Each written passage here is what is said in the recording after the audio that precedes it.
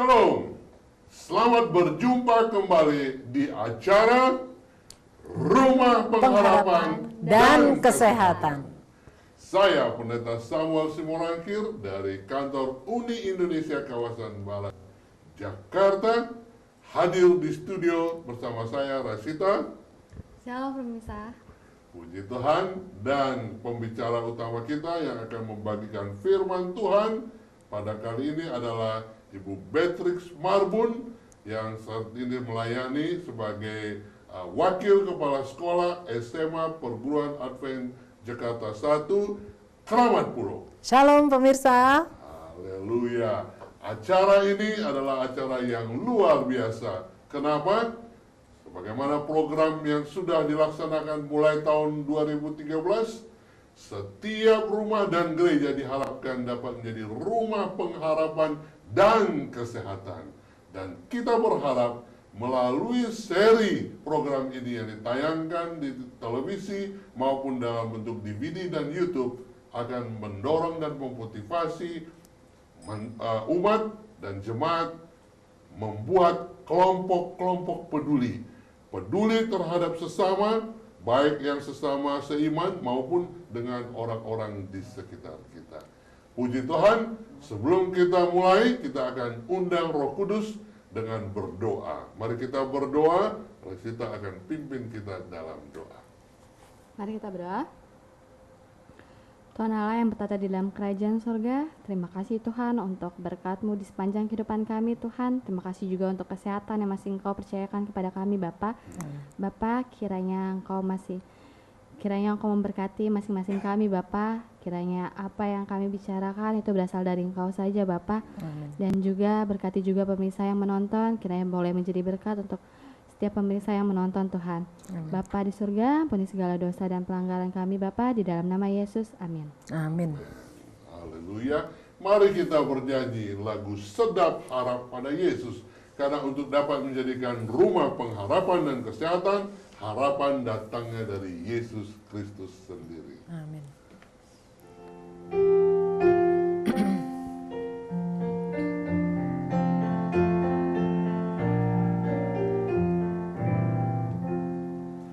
Sedap harap pada Yesus dan percaya firman-Nya, janjinya tiada berubah, demikianlah sabdanya. Yesus, Yesus yang ku cinta, setiawan selamanya. Yesus, Yesus yang terindah, sedap harap padanya. Aku senang dan berharap pada Engkau ya Yesus, Engkau sahabat yang tetap dekat aku selamanya. Yesus, Yesus yang ku cinta, setiawan selamanya. Yesus, Yesus yang terindah, sedap harap padanya. Haleluya. Baik, jangan lupa persiapkan catatan Anda. Kita akan dengarkan pelajaran saat ini yang istimewa dari Ibu Beatrix Marbun. Silakan, Bu. Selamat pagi pemirsa. Pada bulan Oktober 1942, Kapten Eddie Rickenbacker, seorang yang menerima medali penghormatan dari Kongres Amerika Serikat, diutus oleh Presiden Roosevelt untuk berkunjung ke mengunjungi Jenderal Douglas MacArthur. Ada satu kabar yang harus disampaikan kepada Jenderal MacArthur. Tetapi sayangnya ketika mereka menaiki sebuah pesawat B-17 Flying Fortress di Hawaii, mereka melintasi Kepulauan Salomon. Pesawat itu karena gangguan teknis jatuh di Samudra Pasifik. Ketika pesawat itu jatuh, pilot berkata kepada penghuni atau yang ada penumpang yang ada dalam pesawat itu dikatakan 30 sampai 60 detik ke depan pesawat akan tenggelam. Maka kita harus segera keluar dari pesawat tersebut. Dan ke-8 orang penumpang pesawat itu dengan segera keluar dari pesawat. Salah satu dari antara mereka berhasil membawa 4 butir jeruk di dalam sakunya. Dan yang lain berhasil membawa seutas benang. Kemudian mereka melompat keluar dari pesawat dan menaiki pelampung atau seperti rakit. Dan semuanya berada 3 orang pria berada dalam satu rakit. Dan rakit itu meluncur atau berenang di atas Samudra Pasifik. Tetapi kemudian mereka berpikir rakit yang 3 itu terlalu kecil. Sehingga nanti kalau ada pesawat penolong yang akan membantu, mereka akan sulit melihat. Sehingga mereka berusaha mengikat ketiga rakit tersebut menjadi lebih besar, supaya pesawat penolong yang akan melihat dari atas dapat melihat dengan jelas bagaimana rakit-rakit ini terapung di Samudra Pasifik. 8 hari berlalu dan ketika hari yang ke-8 mereka mulai merasakan betapa mereka membutuhkan air bersih, air minum. Dan mereka sangat sulit mencarinya. Kemudian sebagai seorang kapten, Eddie Rickenbacker mengambil alih kepemimpinan dan dia terus berdoa. Dia katakan bahwa Allah di surga akan menolong apapun yang terjadi, semuanya itu untuk kebaikan mereka. Dan benar saja, malam hari hujan turun dengan deras. Kemudian mereka menampung air hujan itu dengan pakaian mereka. Mereka buka lebar-lebar pakaian mereka untuk menampung air hujan. Dan pakaian-pakaian yang basah itu diperas setiap saat untuk menjadi air minum buat mereka. Hari ke-16 mereka semakin sulit merasakan betapa air sangat sulit, sangat kurang. Sehingga mereka bernyanyi lagu-lagu rohani untuk menyemangati agar mereka bisa terus semangat bertahan di atas Samudra Pasifik tersebut. Dan puji Tuhan, kemudian air hujan datang kembali dan mereka menampung kembali dengan pakaian mereka. Dan ikan-ikan berlompatan dari dalam laut, kemudian mereka ambil ikan-ikan tersebut dan menjadi makanan mereka.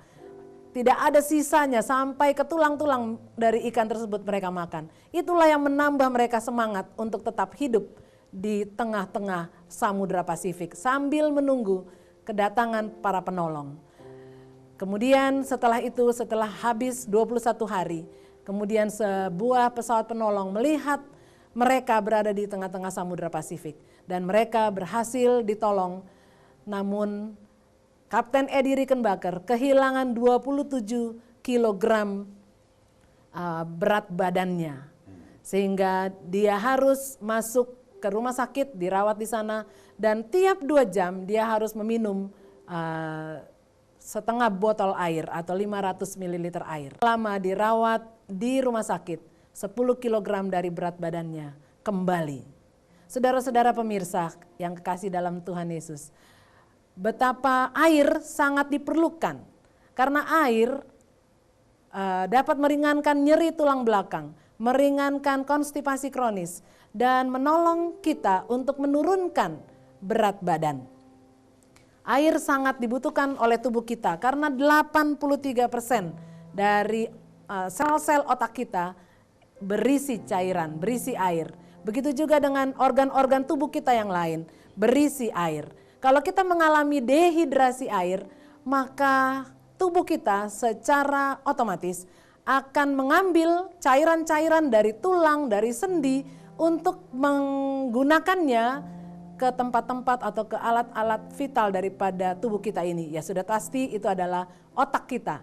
Itu sebabnya kita akan kekurangan air pada sendi dan tulang ketika tubuh menyedot air-air tersebut untuk disuplai ke otak dan ke organ tubuh lainnya yang sangat vital. Kita sangat membutuhkan 8 sampai 12 gelas air setiap hari. Untuk wanita 6 sampai 9 gelas air setiap hari. Orang tua dan anak-anak sangat mudah sekali mengalami dehidrasi. Karena orang tua dan anak-anak kadang-kadang tidak merasa haus. Mereka kurang memperhatikan bahwa mereka membutuhkan air. Sehingga kita selalu harus mengingatkan kepada orang tua dan anak-anak untuk banyak minum air. Air sangat bermanfaat untuk tubuh kita. Murid-murid di pelbagai jenjang pendidikan akan melakukan lebih baik lagi secara akademis nilai mereka jika otak mereka memperoleh air yang cukup. Bukan soda, ingat, bukan soda, hanya air murni. Air murni sangat dibutuhkan oleh otak kita. Otak kita akan menjadi lemah kalau seandainya kekurangan cairan. Beberapa siswa mengambil 1 jam untuk minum air mineral setiap 1 jam, beberapa siswa akan mengambil air mineral mereka, air minum mereka. Dan berjalan sedikit, menggerakkan badan, itu akan membuat mereka lebih waspada, membuat mereka lebih tenang dalam belajar. Sehingga fungsi otak dan kemudian akibat dari itu, nilai mereka akan meningkat bila ada pergerakan dan ketika mendapatkan cukup air. Air dapat menurunkan risiko serangan jantung pada diri kita. Serangan jantung selalu muncul pada waktu subuh sebelum matahari terbit, ketika darah menjadi kental, karena orang mengalami dehidrasi pada waktu bangun tidur.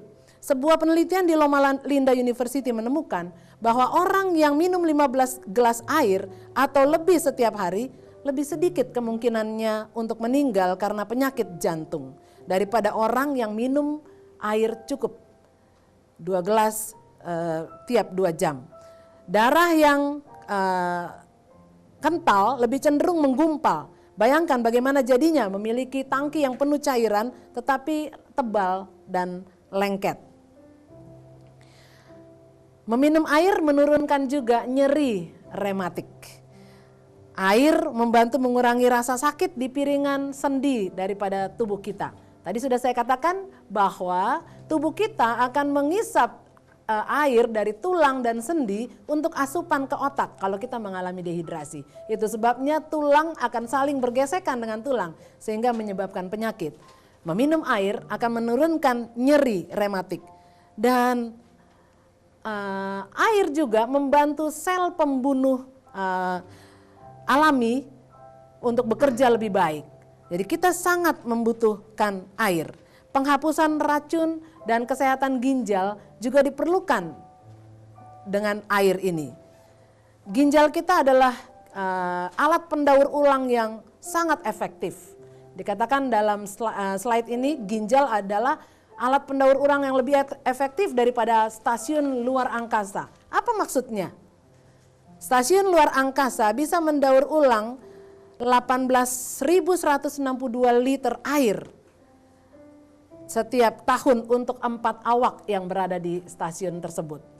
Bagaimana dengan ginjal kita?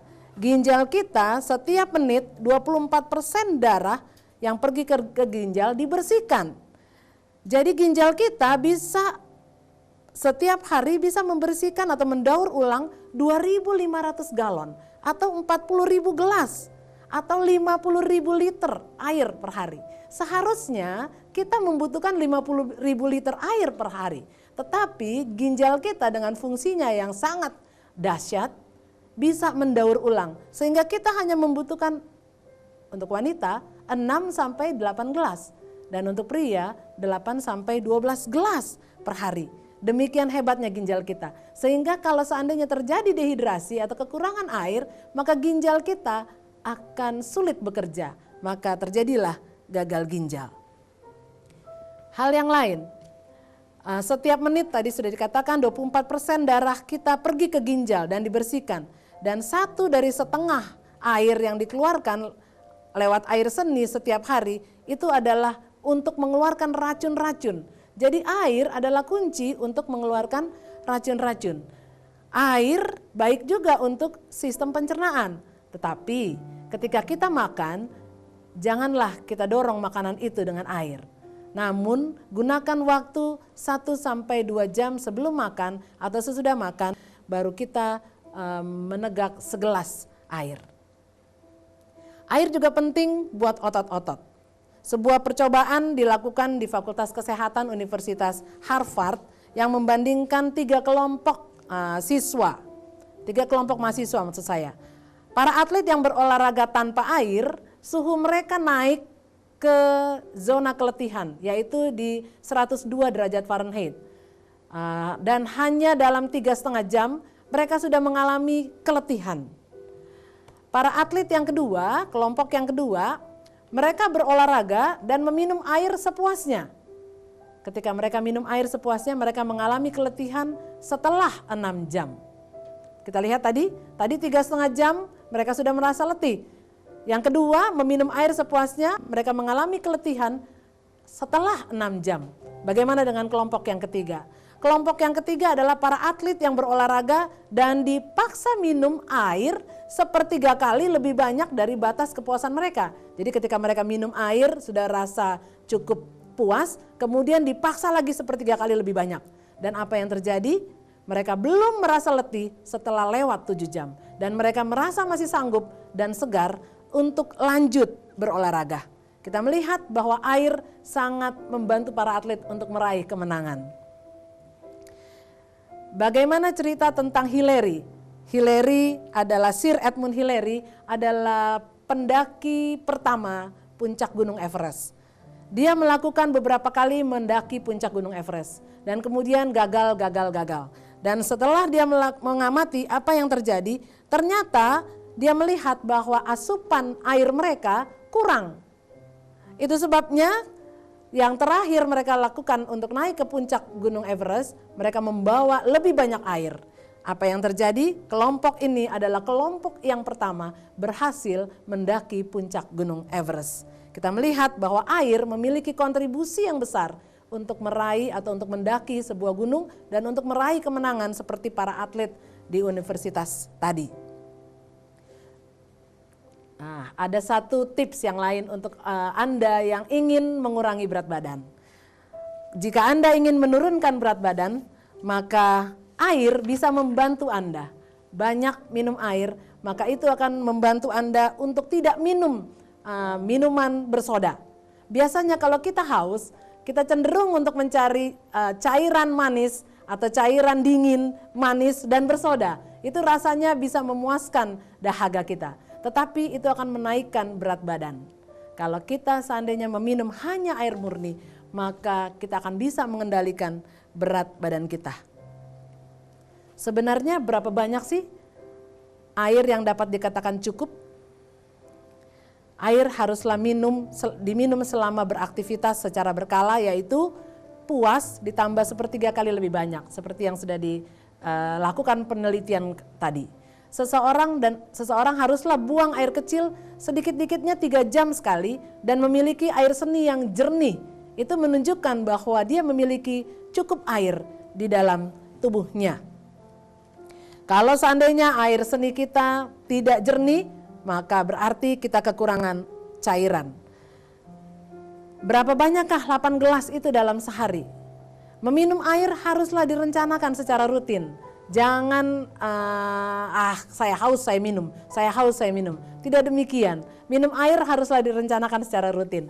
Sebuah petunjuk umum mengatakan bahwa meminum 0,1 liter air setiap kilo dari keseluruhan berat tubuhnya, itulah yang penting. Kita bisa mencatat, jam sekian saya minum pertama 1 gelas, kemudian 2 jam kemudian atau 3 jam kemudian saya minum 1 gelas yang berikutnya, dan seterusnya dan seterusnya. Biasanya saya menggunakan sebuah botol Aqua 1500 ml untuk menjadi target minum saya, tapi itu kurang. Kita harus bisa tambah menjadi 2 liter. 1500 ml itu 1,5 liter. Itulah cara kita minum air supaya asupan air dalam tubuh kita cukup. Kita tidak mengalami dehidrasi. Karena seperti tadi, ketika kita mengalami dehidrasi, maka otak kita bekerja dengan lambat. Otak kita akan menjadi lemah untuk bekerja. Bagaimana dengan pengganti air? Nah, ini ada pertanyaan ya. Bagaimana dengan pengganti air, atau kita misalnya haus. Kalau kita haus, indikator haus itu adalah sebuah petunjuk atau sebuah sensor atau sebuah indikator yang mengatakan bahwa tubuh kita sedang dalam kondisi tidak cukup minum air, tidak cukup air. Jadi haus haruslah selalu dipuaskan.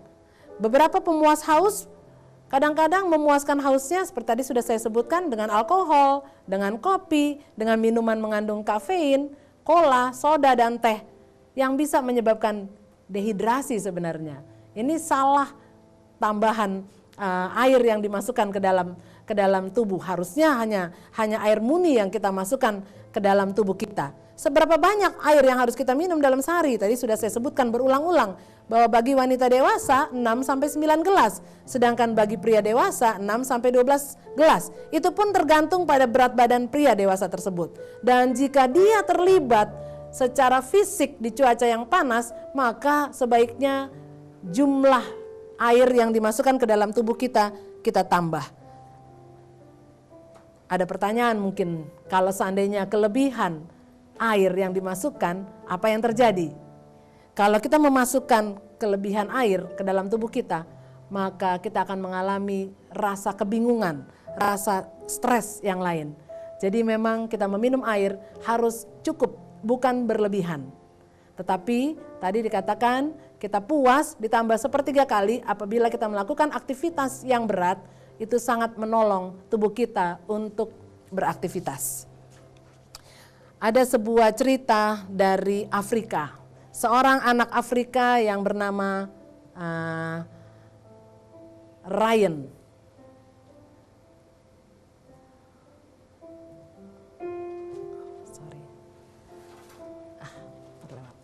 Ada seorang anak Afrika bernama Ryan. Dia satu kali pulang ke rumahnya dan berkata kepada ibunya, "Mama, Papa, saya membutuhkan $70. $70. Untuk apa?" Kata ayah orang tuanya.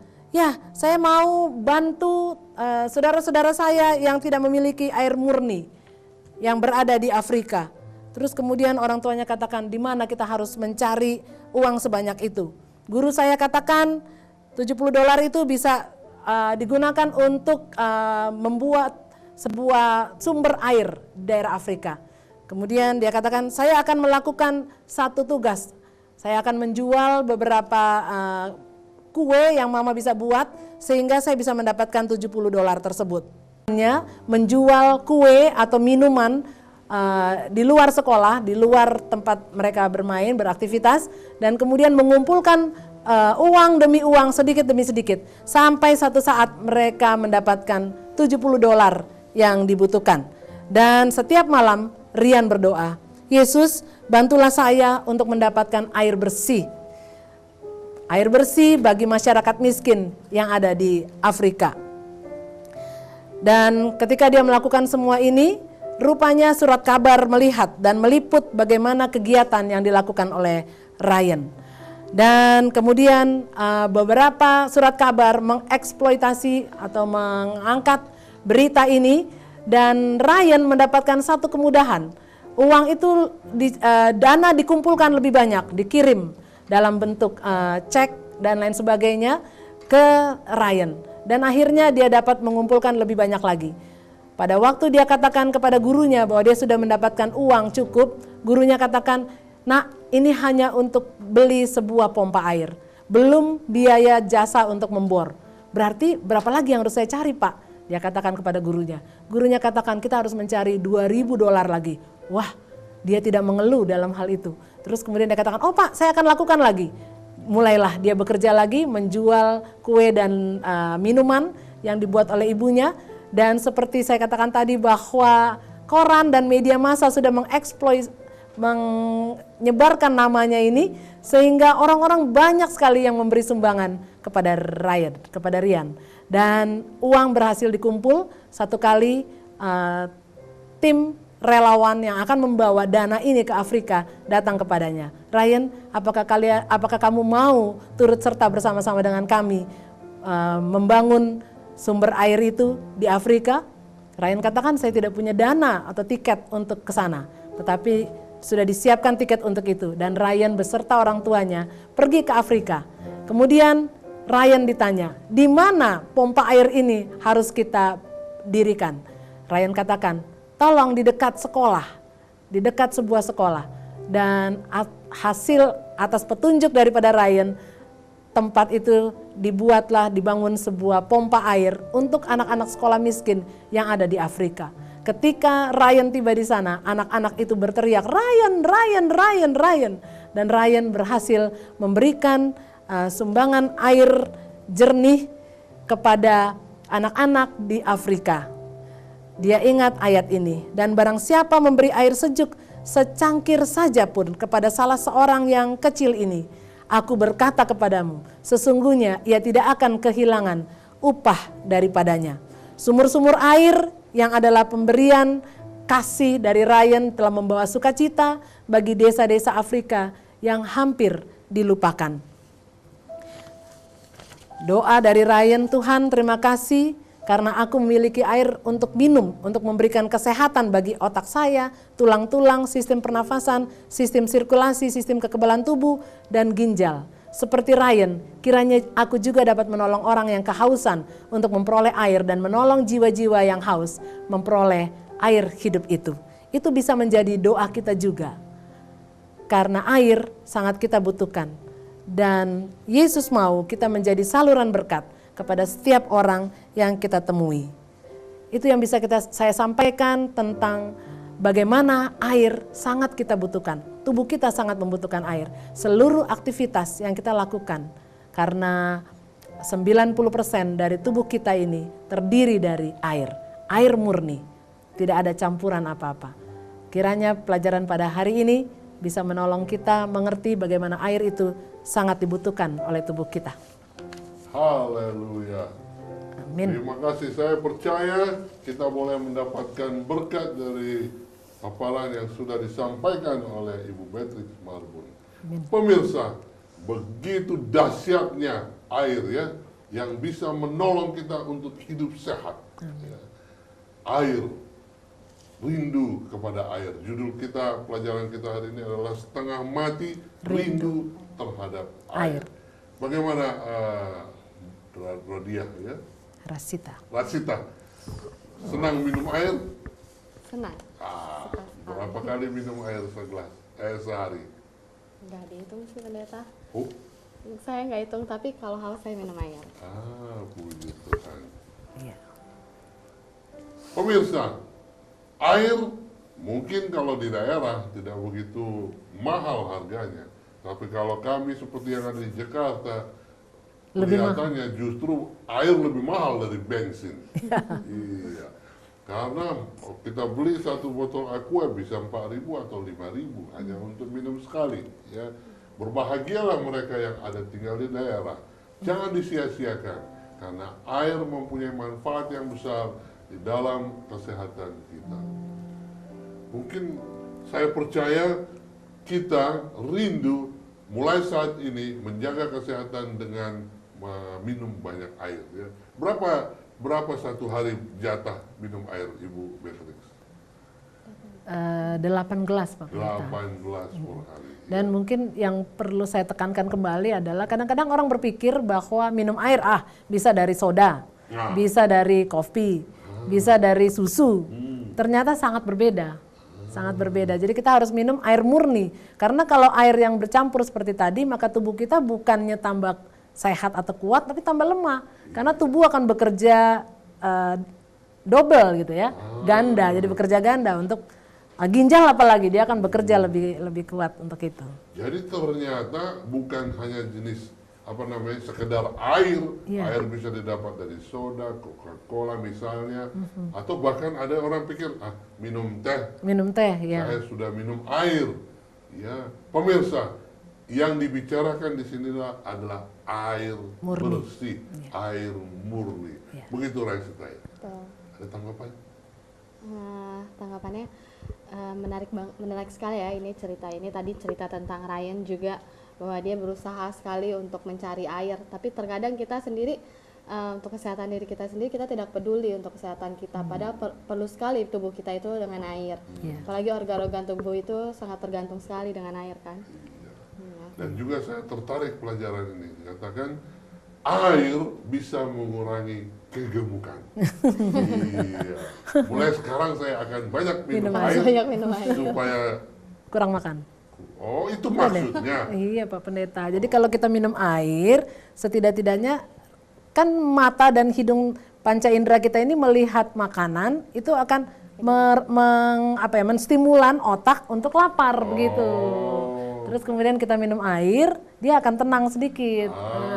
jadi psikologinya Iya. perut diisi banyak air, jadi rasa kenyang. Iya. Saya kira Sekaligus, nah itu jadi sekaligus organ-organ tubuh itu akan seperti disirami, seperti pohon tanaman disirami, ya seperti itu Pak Pendeta. Pemirsa, adalah maksud Tuhan agar saudara dan saya boleh jadi berkat terhadap orang lain, menjadi sumber rumah pengharapan dan kesehatan.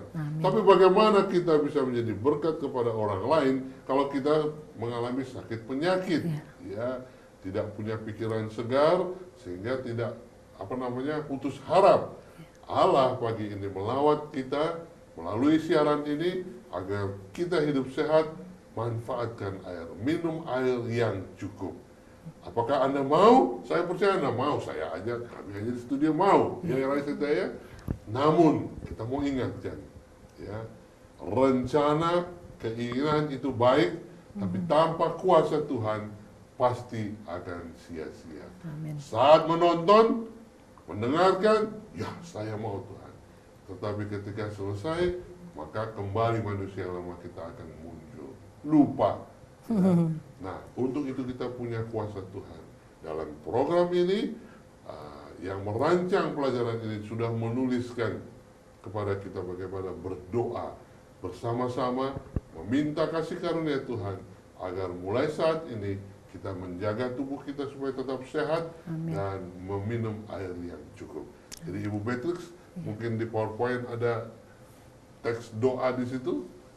Tuhan, terima kasih karena aku memiliki air untuk minum, untuk memberikan kesehatan bagi otak saya, tulang-tulang, sistem pernapasan, sistem sirkulasi, sistem kekebalan tubuh dan ginjal. Seperti Ryan, kiranya aku juga dapat menolong orang yang kehausan untuk memperoleh air dan menolong jiwa-jiwa yang haus memperoleh air hidup itu.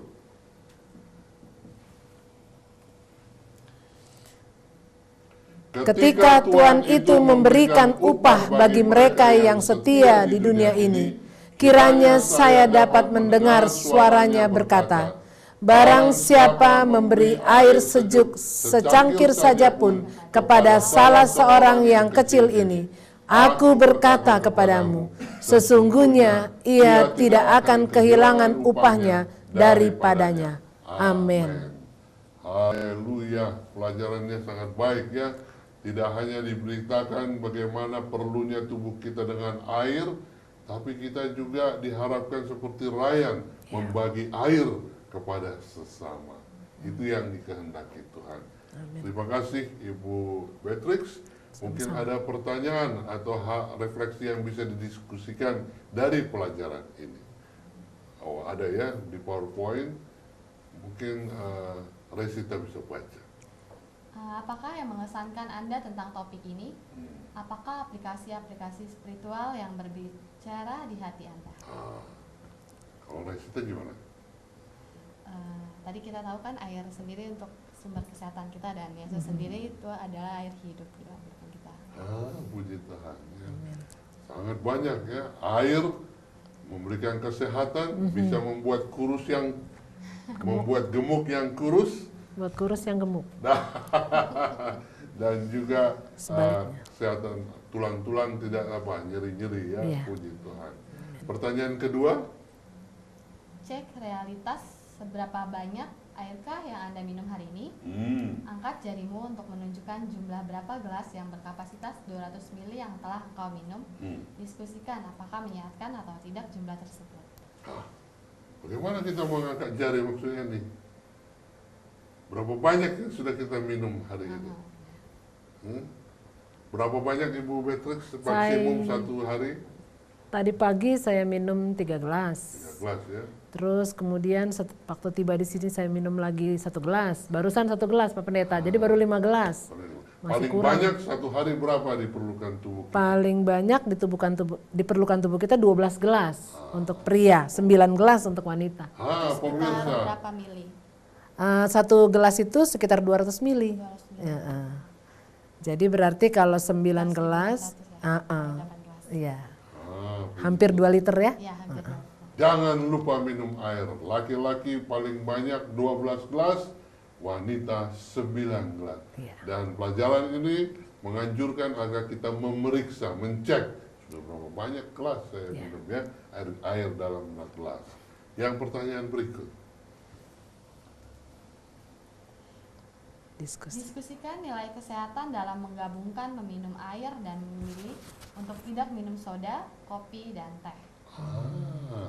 Nilai kesehatan melalui pelajaran yang sudah kita dengar, mana yang lebih baik, minum air atau minum apa? Soda, kopi ya. Tadi Ibu Petrus bilang justru ginjal itu bekerja double ya, begitu ya? Iya Pak Pendeta. Karena dalam teh itu ada satu komponen yang namanya tanin. Nah, tanin itu kalau masuk ke dalam tubuh kita, maka ginjal akan bekerja keras untuk menyaring atau memfilter tanin itu. Sehingga ya energi dikuras kan untuk itu. Nah, makanya kita lebih baik minum air murni daripada minum yang ada campurannya. Jadi kalau kita mau coba refleksikan dalam kerohanian kita, hanya Yesus dan Yesus saja. Jangan ada yang lain ya, jangan ada yang lain. Begitu kira-kira. Air kehidupan. Ya. Yang lain itu hanya membuat ginjal rohani kita jadi bekerja dua kali ya. Betul. Jadi kalau sudah tahu hal-hal yang tidak baik untuk rohani, nggak usah dicampur. Betul, minumlah air yang murni. Amin. Belajarlah firman Tuhan yang murni dari Tuhan Yesus Kristus sendiri. Amin. Amin. Yang berikut ada kira-kira ini refleksi pribadi ya. Kita boleh baca, tolong tampilkan di screen. Langkah-langkah apakah yang dapat Anda ambil untuk memastikan Anda meminum air murni lebih banyak setiap hari demi kepentingan kesehatan? Melalui ini ada tugas diberikan. Ya. Kita sadar perlu, sekarang langkah-langkah apa yang mau dibuat.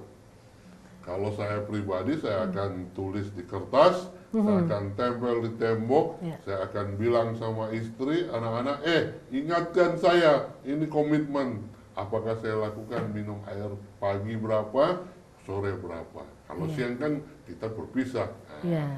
Bagaimana yang lain? Resita gimana? Kalau saya selalu bawa botol air kali ya, supaya kita ingat bahwa pas kita lihat botol itu kita minum airnya pasti. Iya, betul. Hampir sama dengan saya, Resita. Jadi saya selalu bawa botol aqua yang 1500 ml itu, Pak Pendeta. Nah, jadi itu target. Nah, karena kan di rumah saya udah minum, sebelumnya udah minum 3 gelas kan gitu. Nah, jadi itu target. Kalau sampai pulang rumah itu belum habis, berarti saya belum mencapai target. Nah, seperti itu. Bawa air ya, bawa botol. Botol aqua, ya sayang. Jadi kalau kita bawa itu air, berarti kita tidak tergoda minum yang lain, soda atau apa. Ide yang lain. Yang ketiga, yang kedua berikutnya kita evaluasi berapa banyak kalori yang engkau peroleh setiap hari dari cairan yang bukan air. Ini maksudnya apa ini Ibu Betul? Maksudnya gini Pak Pendeta, kan kadang-kadang kita kan makan tadi, minum tadi, kadang-kadang disodorin sirup mungkin, ya kan, disodorin jus mungkin gitu kan. Kita berpikir bahwa itu kan juga air, ada air, cukup. Tidak demikian, itu tidak bisa menggantikan air murni ya, tidak bisa menggantikan air murni. Jadi pemirsa, agar tubuh kita sehat, bisa jadi sumber pengharapan, hitung. Saya minum 2 gelas tadi pagi, tapi di kantor atau dalam pekerjaan saya ada minum soda, minum Coca-Cola atau Sprite. Wah, berarti itu harus apa? Dibuat balance-nya. Ya, minum lebih banyak air. Jadi artinya di sini adalah harus dihitung, ya, harus ada perhitungannya. Ya, berikut. Ini janji kayaknya Pak Pendeta. Pemirsa, kita ucapkan janji kita, ya. Tolong ditampilkan di screen. Kita sama-sama buat janji. Ya, mari kita sama-sama membaca. Saya berencana untuk minum secara teratur. Berapa gelas? 9 gelas. Kalau laki-laki 12 gelas air setiap hari. Janji pemirsa, ini supaya ada manfaatnya kita punya pelajaran melalui siaran ini. Nah, yang berikut kita harapkan apa yang sudah kita terima ini boleh menjadi berkat bagi semua. Terima kasih Ibu Beatrix untuk pelajaran yang baik. Terima kasih Pak Pendeta. Mari kita tutup acara ini dengan doa. Kami undang Ibu Beatrix, pimpin kita dalam doa. Kita berdoa. Bapa kami dalam surga, Bapa yang baik, Bapa yang penuh kasih. Terima kasih untuk kesempatan yang indah untuk mendengarkan satu pelajaran yang baik. Pasti Tuhan yang mengirimkan itu untuk kami. Bahwa kami harus mengisi tubuh kami dengan air 6-9 gelas setiap hari untuk wanita dan 6-13 gelas untuk pria. Tuhan, biarlah air secara jasmani yang kami butuhkan ini akan membuat kami sehat, sehingga kami senantiasa memuji dan memuliakan nama-Mu Bapa. Di atas segalanya Tuhan, kami juga membutuhkan air kehidupan, air hidup yang hanya Yesus yang sudah mati untuk kami dan menjadi sumber kehidupan untuk kami, sehingga kami layak untuk datang kepadamu setiap saat Bapa. Terima kasih untuk satu janji yang indah, bahwa Tuhan akan menolong kami, Tuhan akan mendengar dan menjawab doa kami ini. Biarlah kami menjadi saluran berkat kepada setiap orang yang ada di sekitar kami. Di dalam nama Yesus kami mengucap syukur dan memohon kepadamu. Amin. Pemirsa, kita berharap dengan berkat yang sudah dibagikan melalui siaran ini, dengan pertolongan Tuhan, setiap rumah dan gereja kita akan menjadi pusat pengharapan dan kesehatan. Sampai bertemu kembali di acara yang sama dengan judul yang berbeda. Tuhan memberkati kita. Amin.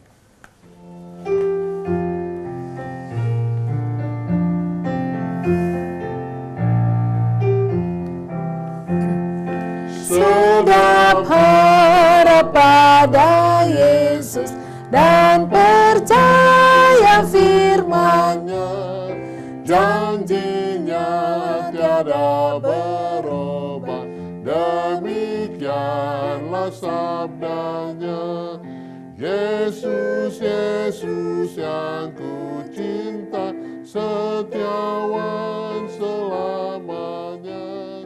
Yesus, Yesus yang terindah, sedap harap padanya. Aku girang dan berharap pada Engkau ya Yesus.